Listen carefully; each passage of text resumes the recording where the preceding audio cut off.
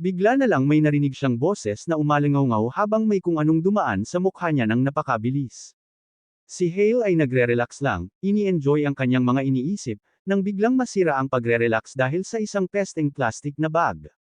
Napaupo siya sa sahig, nagulat sa biglang pangyayari, na nagmula pala sa isang balisang babae. Nang tingnan niya ang babae, habang sumasakit ang kanyang ilong, labis siyang nagulat nang makita na si Adela pala ang may kasalanan. Sa huli, naglakad silang dalawa ng magkasama. Nataman si Hale ng isang plastic na bag na napadpad mula sa isang babaeng masayang sumasayaw habang may hawak na banana milk. Agad itong humingi ng tawad, nahihiya at naiilang sa nakakatuwang insidente na nangyari sa kanila. Para kay Hale, hindi naman malaking bagay iyon, lalo na't hindi naman siya masyadong nasaktan. Sa katunayan, nakatanggap pa siya ng libreng banana milk na siyang nagpasaya sa kanya, dahil gustong-gusto niya ang banana milk. Para kay Adela, ang banana milk ay isang perpektong inumin. Naglakad sila ng magkasama, ini-enjoy ang payapang paligid. Ngumiti si Hale nang tanungin siya ni Adela tungkol sa pagbisita niya sa kanyang pamilya. Tinanong ni Adela kung nais pa rin ba niyang pamunuan ang Magic Tower ng pamilya Sheen. Ang tanong na iyon ay lubos na ikinagulat ni Hale dahil hindi niya maalala na nabanggit niya ito kay Adela. Ngunit para kay Adela, malinaw pa rin ang alaala ng kanilang mga usapan noong bata pa sila tungkol sa pangarap ni Hale. Ang mga mata ni Hale ay nagpakita na tuluyan na niyang binitawan ang kanyang pangarap noong kabataan. Mahinahong sinabi ni Adela na marahil ang realidad ang nagturo sa kanya na bitawan ang pangarap na iyon. Nararamdaman niya kung gaano kahirap ang maraming pagpipilian, ngunit mali pa rin siya. Ang mga ambisyon ni Hale ay lumaki ng higit pa sa simpleng pagkuha ng posisyon sa pamilya. Ngayon, layunin niyang maging pinakadakilang master ng mahika, isang tunay na leader ng mga mago. Hangarin niyang pamunuan ang lahat ng tore ng mahika sa mundong ito. Nagulat si Adela sa tapang ng pangarap niya, at kitang-kita ito sa kanyang mukha. Ang layuning ito ay higit pa sa kahit anumang naisip niyang pangarap noon. Kahanga-hanga na nakikipagkumpetensya siya sa isang taong nais maging pinakamahusay. Nang gabing iyon sa mansyon ng pamilya Sheen, napuno ng tensyon ang paligid. Hindi mapakali si Sheen sa kanyang kinauupuan, hindi niya matiis ang paghihintay nang wala man lang ginagawa. Si Shin Jian ay kailangang magpaliwanag. Ang mahinahong panlabas na anyo ni Jian ay nagtatago ng kanyang tunay na kaba. Tinawag ang magkapatid sa opisina ng kanilang ama para sa isang pag-uusap. Direktang sinabi ni Inho, ang patriarka ng pamilya, na sina Jian at Sia ay hindi dapat makialam kay Hale sa loob ng susunod na 2 buwan. Hindi inaasahan ng dalawa na ipapataw sa kanila ang ganoong kahigpit na pagbabawal. Nang malapit nang sumabog sa galit si Sia, humakbang si Jian upang pakalmeyan siya. Maingat at mahinahon, tinanong ni Jian ang kanilang ama kung bakit biglang nagpatupad ng ganitong patakaran. Alam ni Inho na alam na nina Jian at Sia ang pagbabalik ni Hale sa Magic Tower kahapon. Ipinahayag ni Shin na mabuting bigyan si Hale ng 2 buwan upang makapag-adjust at makibagay muli sa pamilya. Tinukoy din ni Inho sina Jian at Sia bilang malalakas na kakumpetensya sa pamumuno ng pamilya. Naitago ni Jian ang kanyang tunay na damdamin sa likod ng isang maskara ng kahinahunan, at kahit papilit, ngumiti siya at tinanggap ang tagubilin ng kanyang ama. Sa gayon, pinaalis ni Inho ang magkapatid upang magpahinga na. Lumipas ang mga oras, at parehong hirap ang dalawa na mag-isip ng solusyon. Inakala ni Jian na hindi apektado si Sia, ngunit maling-mali siya. Si Shin Jian ay hindi kailanman tumatanggap ng mga patakaran na hindi niya sinasang-ayunan. Kahit pa hindi interesado sina Minho at Minji, malinaw kung bakit binalaan sina Jian at Sia. Ngunit hindi matanggap ni Jian ang paliwanag ng kanilang ama ng walang laban. Malinaw na hindi sapat ang dahilan para hayaan si Hale na umalis dahil lamang sa isang taong puwang. Ang kanilang ama ay maaaring gustong patatagin ang kanyang mga anak at turuan silang harapin ang panunukso ng mga kapatid. Hindi niya tinitingnan ang gap year bilang isang positibong hakbang tungo sa pagiging tagapagmana. Kapag umabot na ang mga bata sa edad na 16, hindi na nila kailangan ng proteksyon sa proseso ng AL. Si Hale, na ngayon ay 17, ay hindi na dapat tretuhin bilang isang bata na nangangailangan ng proteksyon. Ang mga motibo ng kanilang ama ay nananatiling hindi malinaw, kaya naniniwala si Jian na maaaring nakuha na ni Hale ang kanyang lugar bilang tagapagmana. Hindi maalis ni Jian ang kanyang isip sa kasalukuyang sitwasyon. Sa ngayon, hindi pa napapatunayan ni Hale ang kanyang kakayahan sa kanilang ama, kahit na iniisip nitong may potensyal si Hale. Ito ang pinaka nagpapaliwanag na dahilan. Maaaring iniisip ng iba na naaakit ang ama nila sa misteryosong sistema ng mahika ni Hale. Posible ring mayroon silang lihim na kasunduan. Habang iniisip ito, biglang nagising si Shania nang may kaba. Ang kakaibang kilos ng kanilang ama ay tiyak na may nakatagong paliwanag. Napagpasyahan niyang dapat nilang bawiin ang mga espiya na sumusubaybay sa kanilang nakababatang kapatid para sa kapakanan ng kaligtasan. Ang mga espiya ay dapat protektahan sa lahat ng paraan. Alam ni Gian na ang isang magic tower ay lubos na nakasalalay sa shadow unit para sa mahalagang impormasyon. Ang mga ahenteng ito ay kumikilos ng palihim upang mapanatili ang sekreto at makakuha ng kalamangan. May dahilan si Gian para maniwala na ang kanyang koponan ay napakahusay, halos hindi matatalo. Alam niyang ang pagkuha ng ganitong panganib ay magkakaroon ng mapaminsalang resulta para sa kanya at sa iba. Inalis na niya ang kanyang personal na koponan mula sa Hayoshin. Nagpaalam si Gian habang hindi pa malinaw ang susunod na hakbang ng kanyang mga kapatid. Ang 2 buwang kawalan ng aksyon ay hindi niya matiis. Alam niyang kailangan ng drastikong hakbang, lalo na kung totoong ang nakipagkasundo na ang kanyang nakababatang kapatid sa kanilang ama. Sa kabila ng mga panganib, nagpasya siyang humingi ng patnubay mula sa misteryosong Black Tower. Muling nagsimula ang klase sa Obelisk Academy. Pinuri ni Professor H ang kanyang mga estudyante para sa maayos na midterm performance. Binigyan niya ng espesyal na papuri ang estudyanteng nanalo sa torneo, na labis na ikinatuwa ng kanyang mga kamag-aral. Tumayo si Shin Hale at tinanggap ang pagbati ng kanyang mga kaibigan. Sa edad na 17, walang katapat si Shin Hale sa husay sa kanyang mga kaideran sa buong bansa. Malamang na manatili siyang nangunguna sa loob ng 2 pang buwan at sumabak sa Academy Olympiad. Ang kanyang plano ay panatilihin ang kanyang pwesto at layuning magtagumpay sa Academy Olympiad. Ang tagumpay ng isang tao ay tiyak na magdudulot ng inggit mula sa mga hindi natatangi tulad niya. May ilang tao na nagrereklamo na nanalo lamang siya dahil gumamit siya ng mas mahina na sistema ng mahika. Naghihintay sila ng kanyang pagbagsak, iniisip na ang isang almisfit ay darating din sa punto ng pagkabigo. Ngunit hindi niya alintana ang kanilang opinyon, malinaw ang kanyang landas tungo sa tagumpay at walang makakapigil sa kanya. Pagod na si Sukon mula sa 8 oras ng nakakapagod na mga lektura sa teorya, kaya't ang pagsasanay na praktikal bukas ay magiging isang malugod na pahinga. Pinapaalalahanan niya ng banayad ang kaibigan na mag-ehersisyo muna. Hindi man siya malakas sa pisikal, kahanga-hanga naman ang kanyang kakayahan sa mahika. Ngunit sa lahat ng aspeto, tila tinalo siya ni Hale, kaya't kailangang maghanap si Sukon ng bagong estratehiya. Panahon na para sa pagbabago, bakit hindi subukan ang mag-ehersisyo ng magkasama at tingnan kung ano ang kanilang maaabot. Determinado si Sukon na manguna, ngunit nang mag-umpisa ang tunay na pagsasanay, tila nanghina ang kanyang determinasyon. Sa kabila ng kanyang potensyal, labis siyang wala sa kondisyon para magpatuloy sa mabigat na ehersisyo. Para sa kanya, sapat na ang pag-ehersisyo para manatiling aktibo, ngunit sa presensya ni Hale, nagiging hindi kanais-nais ang karanasan. Sa Obelisk Academy Gym, nagbabago ang pananaw ng mga tao kay Hale. Naiintindihan ang ganitong reaksyon sa sitwasyon. Tumutulong si Hale sa pamamagitan ng pagbubuhat ng mabibigat na timbang na kinatatakutan ng ibang mga mag-aaral sa mahika. Gayunpaman, ang sesyon ng pagsasanay ngayong araw ay nagkaroon ng hindi inaasahang kaganapan. Hindi lahat nakilala si Shen Hale bilang sophomore na nanalo ng unang pwesto sa midterms. Matapos ang ehersisyo, uminom siya ng nakakapreskong inumin. Alam niya na kailangan niyang balansehin ang kanyang pagsasanay.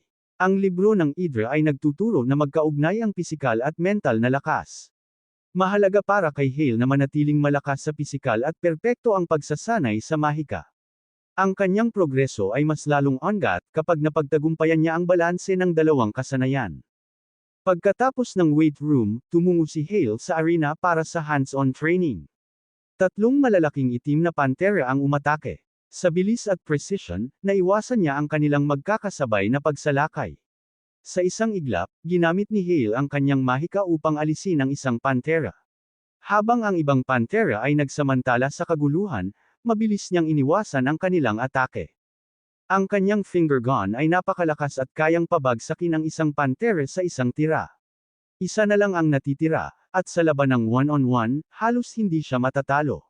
Sa wakas, matagumpay niyang natapos ang training mission at nakakuha ng perpektong score. Napagtanto ni Hale na kailangan pang paghusayan ang kanyang physical prowess gamit ang Infinity Circle.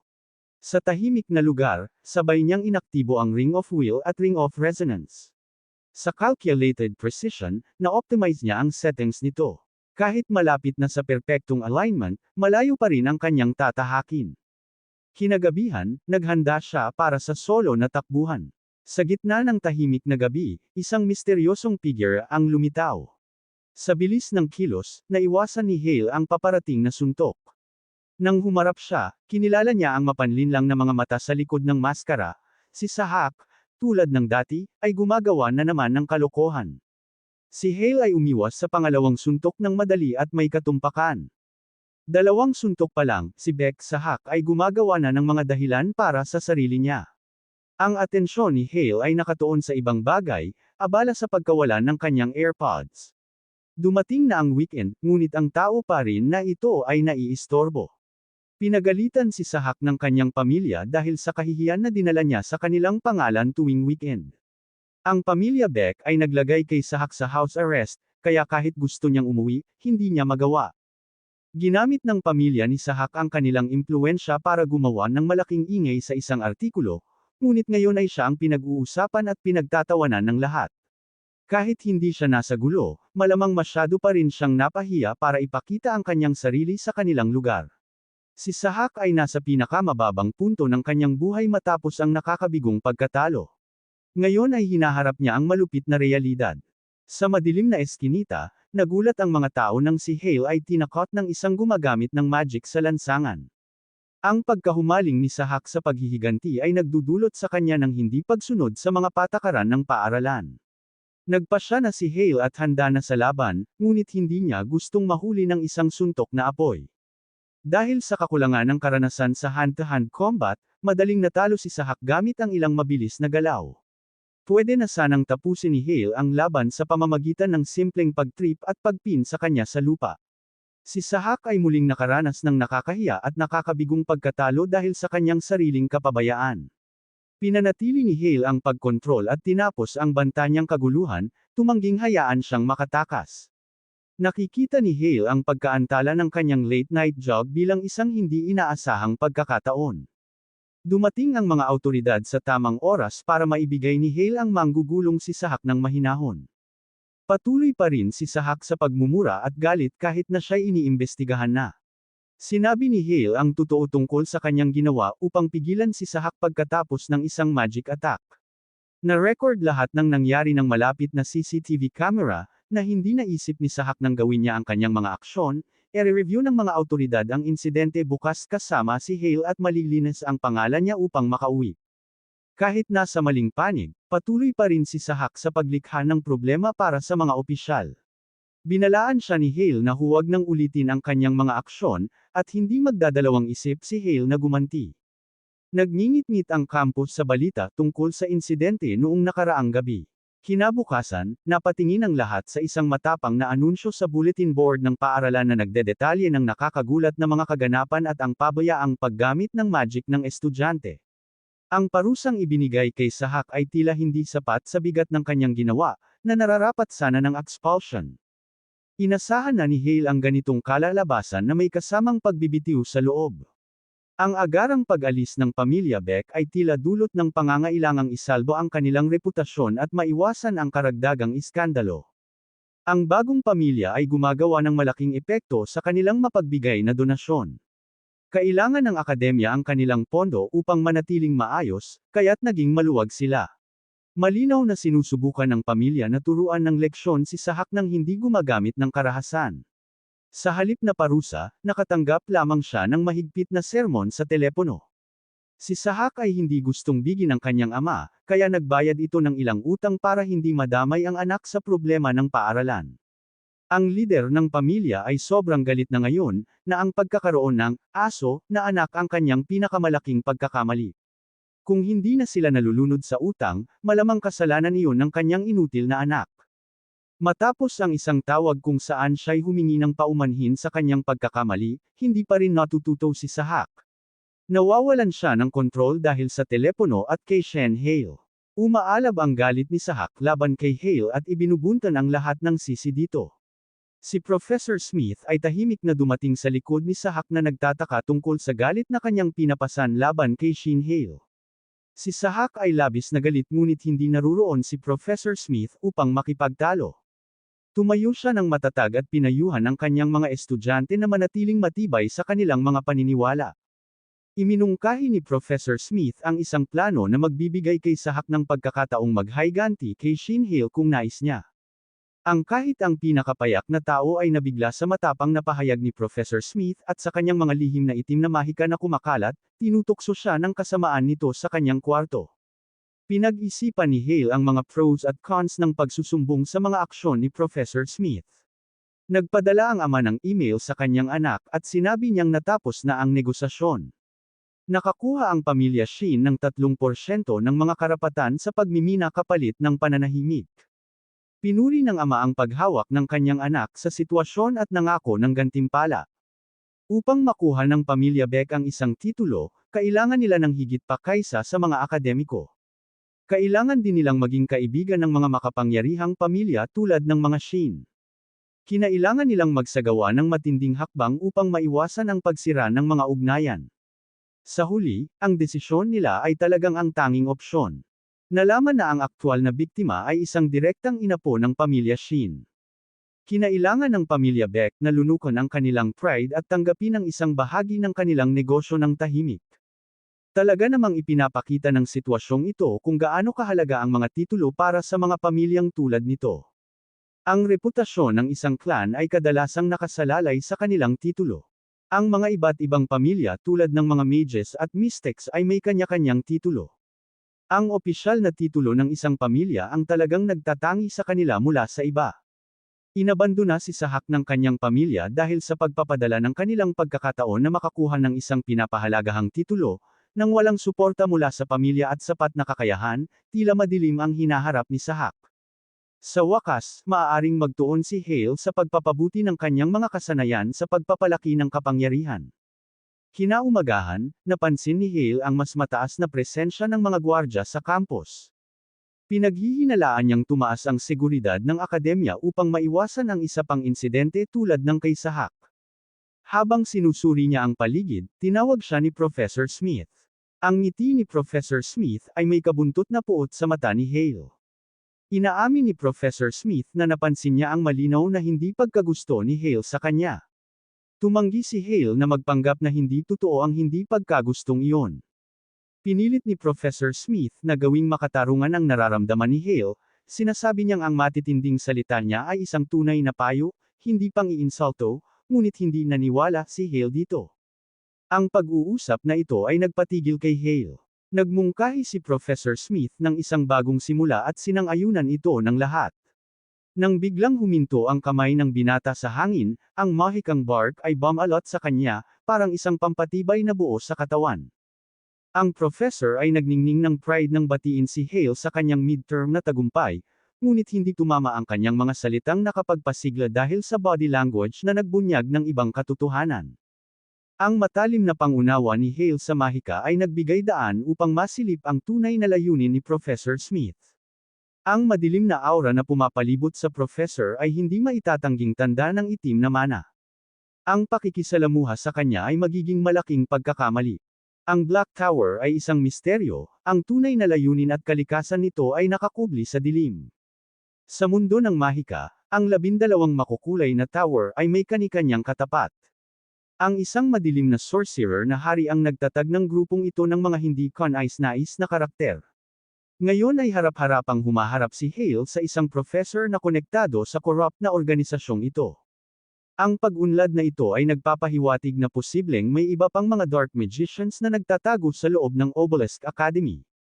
Ang pag-iisip kung paano sila nakapasok at bakit sila naruroon ay tunay na nakakabahala. Ang mga tao ay mataas at kailangan ni Hale mag-ingat sa sitwasyong ito. Gamit ang matatag na kamay, nakatuon si Hale sa kanyang mahikang enerhiya upang magkaroon ng pananaw sa kakayahan ng professor. Kailangan niyang maunawaan ang teorya ng mahika bago subukang navigahin ang komplikadong sitwasyong ito. Habang sinusuri ni Hale ang mga puwersa ng mahika, nagsimulang magbuo ang isang masalimuot na spell sa kanyang mga mata. Hindi maiwasan ni Hale na magkaroon ng pakiramdam na naranasan na niya ito dati. Isang katotohanan, ang lihim ng kontrol sa isipan ay narito. Sa kanyang matibay na mental na depensa, kaya niyang tiisin ang anumang spell.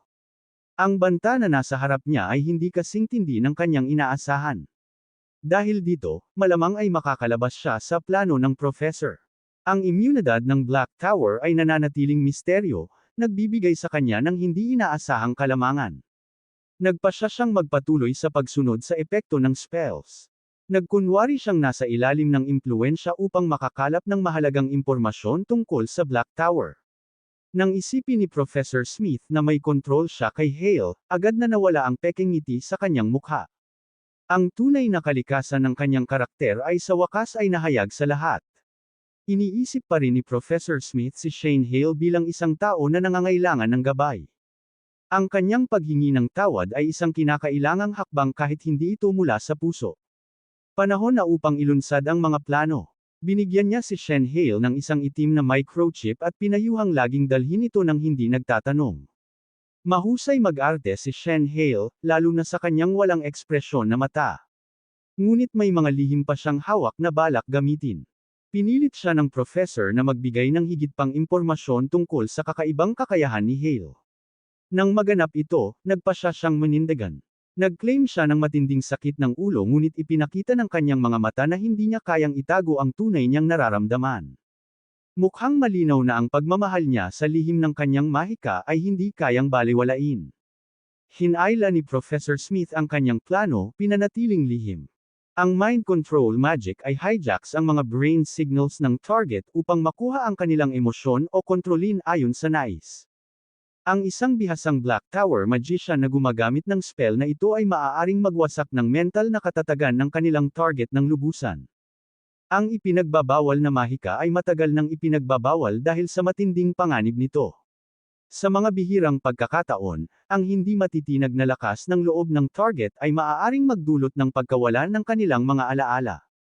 Mukhang nabigla si Professor Smith sa mutation magic ni Hale.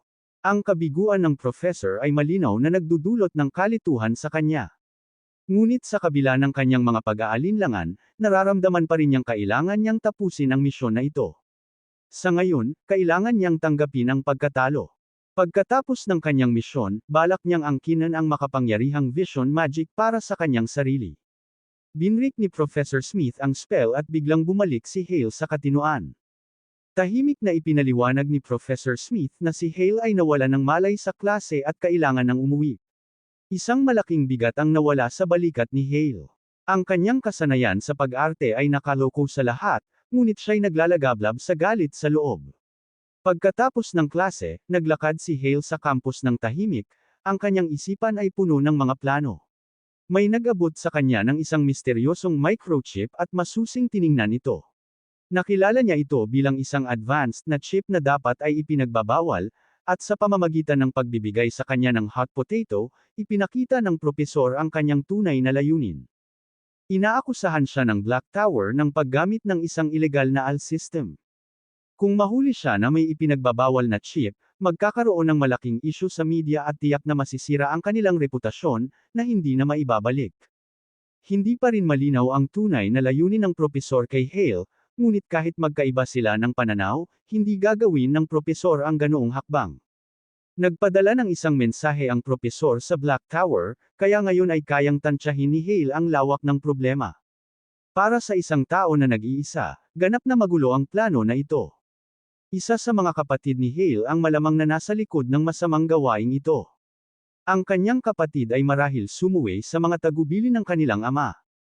Ang mga malupit na individual na ito ay naglalayo na sirain ang kanyang reputasyon at patagilid siya sa karera ng pagmamana. Ibinaba na ito sa 4 na tao na may malinaw na motibo para sa kanilang mga aksyon.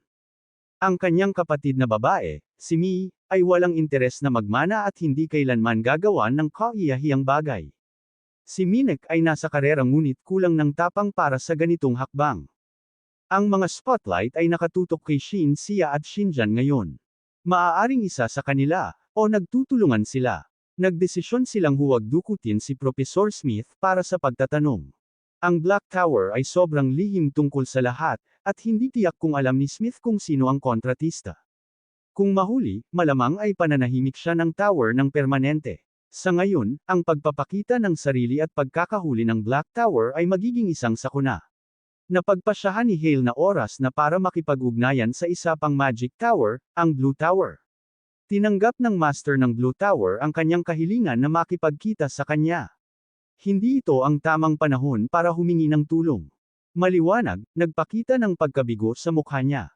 Nang pumasok si Hale sa opisina, hindi niya maiwasang mapansin ang malamig na ugali ng kanyang mga kasamahan. Wala siyang ibang opsyon kundi ang kunin ang mga bagay sa kanyang mga kamay. Habang tumatakbo ang oras, alam niyang kailangan niyang makipagkasunduan upang mailigtas ang sitwasyon. Si Kim Congan ay sobrang abala at hindi pwedeng mag-aksaya ng oras sa mga bagay na walang kabuluhan. Pinaghihinalaan niyang may malalaking problema ang kanyang kasamahan dahil sa tensyon ng mood nito. Ibinunyag ni Congan kung ano ang nag-aalala sa kanya isang misteryosong magic stone na mas matagal kaysa sa inaasahan. Napansin ni Hale ang desk ng Tower Master at nakakita ng isang pamilyar na bato. Nalaman niyang ito ay isang elemental manali, isang bihirang bagay. Isang natatanging pagkakataon ng sumulpot at sabik siyang samantalahin ito. Nais niyang magmadali si Kim Congan, kaya't nagpasya siyang personal na makipag-usap, dahil masyadong mahalaga ito upang maghintay. Ang pagkabahala ni Congan ay nagdulot ng alalahanin kay Hale, kaya't nagdesisyon siyang magsalita bago pa ito maging huli. Bago talakayin ang pangunahing paksa, nais niyang ibahagi ang isang bagay na makakatulong sa problema ng pananaliksik. Nabigla siya nang banggitin ni Hale ang pangalan ng elemental manalite, at naglabas ng bahagyang aura ng kaaway si Congan nang harapin siya. Pinayuhan siya ni Kim Congan na mag-isip ng mabuti bago magsalita muli. Sinubukan ni Hale na tiyakin kay Congan na hindi siya nagtatrabaho bilang undercover at hindi kumuha ng anumang impormasyon. Inhanap niya sa kanyang bag ang isang bagay na magpapatunay ng kanyang kawalang sala tungkol sa manali. Ipinakita ni Hale ang kanyang sariling stone bilang patunay ng kanyang mga pahayag. Tumayo si Congan sa gulat, at nahirapan ang kanyang mga mata na tanggapin ang nakikita. Ang nasa kamay ng batang lalaki ay hindi isang ordinaryong elemental manali, kundi isang perpektong ginawa at hindi pa nabubuksan. Tinanong siya ni Congan kung siya mismo ang gumawa nito, at kumpirmado ito ni Hale. Mula sa pananaw ng Tower Master, ang marinig ito ay labis na hindi kapanipaniwala. Ang kilalang mage engineer na si James Peel ay nahirapan magtagumpay sa paggawa ng mga magic craft, at ang mga bihasang artisan ng Blue Tower ay pinapamahalaan ng mahusay na kakayahan ni Kim Congan. Sa isang nakakagulat na pangyayari, isang karaniwang estudyante ng mataas na paaralan ang nakagawa ng imposible. Ipinahayag ni Hale na natagpuan niya ang bato ng puro pagkakataon, hindi dahil sa kanyang kasanayan. Inisip ni Congan na kinakailangan ng kasanayan ng Blue Tower upang hawakan ang isang piraso ng ganitong kahalaga at masalimuot. Tahimik siyang nagdesisyon na huwag magsalita tungkol sa kung paano niya nakuha ang Magic Stone, at hindi na tinanong pa ni Congan ang kanyang swerte sa bato. Nagliwanag ang mukha ni Congan nang purihin ang magandang kapalaran ni Hale. Nakaramdam ng ginhawa si Hale dahil hindi na magtatanong pa si Congan tungkol sa kanyang lihim. Tinukoy ni Hale na ang mga posibilidad para sa paggawa ng isang artifact ay walang hanggan, na nagbibigay sa kanya ng maraming kapanapanabak na mga pagpipilian. Kailangan niya ng isang bagay na makakapagpataas ng kanyang elemental magic power. Tinatanggap niya ang anumang anyo nito. Ang mga high-end magic stones ay may mataas na presyo at mayroong mataas na kalidad na materyales. Dumating sa isip ni Congan ang koneksyon ni Hale sa Shin family at naisip niyang ang bayad sa crafting fee ng pamilya ay isang maliit na halaga lamang. Ngunit tumanggi si Hale na magpasa ng anumang tulong mula sa kanyang pamilya, at ang negosyo sa Manite ay mananatiling lihim. Ayaw ni Hale na isali ang kanyang clan sa proyektong ito. Mananatiling lihim ang negosyo ng Manite sa ngayon, at mahalaga ang pagtatago ng proyekto ng artifact para sa kanyang pamilya. Pinuri ni Kim Congan ang kabataan sa pagiging matipid sa kabila ng malaking bayad. Iniisip niya na mahirap para sa isang high school student na takpan ang ganito kalaking gastos nang walang tulong mula sa pamilya Shin. Ngumiti siya at sinabing babayaran niya ito gamit ang ibang paraan. Si Kim Kon-gan ay tuwang-tuwa sa ideya ng pagkakaroon ng mahalagang paraan ng crafting kaya agad siyang pumayag sa kasunduan ng walang pag-aalinlangan. Ang pamamaraan pa lang ay sapat na upang matakpan ang lahat ng gastos sa pag-transform ng bato sa isang mahalagang artifact. Ipinakita ng master ang malaking kabutihan sa pamamagitan ng pag-aalok ng dagdag na bayad. Ngayon, oras na para kay Hale na gawin ang kanyang pangunahing hiling. Maaari na nilang pagtuunan ng pansin ang pinakamahalagang paksa sa araw na ito. Inabot ni Hale ang itim na microchip kay Kon-gan para sa karagdagang pagsusuri. Natagpuan niya ang high-tech na device na ito bilang napakahirap makuha. Isang misteryosong propesor mula sa Black Tower ang lihim na nagbigay nito sa kanya upang pabagsakin ang mga Black Tower mages. Kailangan niya ng tulong mula sa Blue Tower. Pagbagsak ng gabi, pinagplanuhan nila ang kanilang susunod na hakbang sa ilalim ng liwanag ng buwan.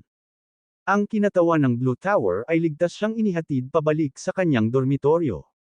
Pagkatapos nito, ipinangako ng kinatawan na magkikita silang muli. Sa wakas, nahiga si Hale sa kama matapos ang isang mahabang araw. Swerte siyang nakakuha ng magandang kasunduan sa Elemental Might na hindi nagdulot ng anumang abala o stress. Dahil dito, may tatago niya ang pagkakaroon ng Mana Light mula sa kanyang ama at makakakuha pa rin ng mahalagang artifact ng libre. Ang pagbisita kay Kim Kon-gan sa opisina ay nagmarka ng isang mahalagang hakbang sa kanyang negosasyon.